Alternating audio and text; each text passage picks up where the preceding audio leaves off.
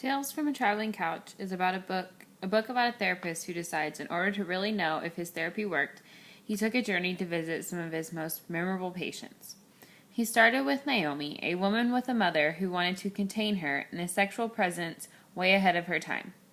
Then came Charles, the man who was in love with the polar bear because of his upbringing of only showing affection for polar bears. Then came Seth, a man who could not overcome the restraints of his mother until he realized them for himself.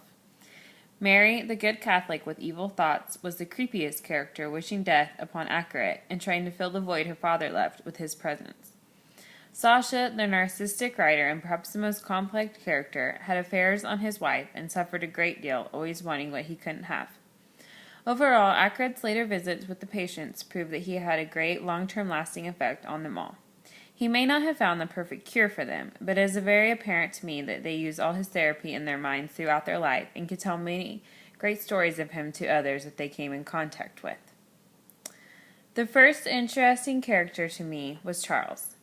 I know that as a counselor I may deal with some unique situations, but this one was very unique. At first, I could not comprehend how he could really think he could be sexually attracted to a polar bear. The way he grew his beard out and gained weight and kept attempting to go into the cage was surreal to me. As his story unfolded more and his childhood came out, it made perfect sense. It gave me a sense of how some of these patients feel and what type of life experiences have shaped them. The end of that story, where they are right there by Zero's cage, is so intriguing to me. Akarit saved his life in the most unique way I could ever think of. He really must have been a brilliant therapist. The next interesting character to me was Mary. It made me aware of the boundaries you have to come in contact with when a patient sees you as filling a void in their life. Not only was he affected by it, but Mary also followed his daughter, and that seemed a little bit scary to me. Overall, I seriously loved this book. It gave me such an insight into not only a psychotherapist's mind, but also their patient's mind.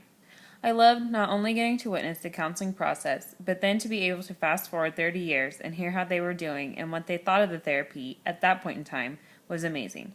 This is a book I would recommend to anyone, therapist or not.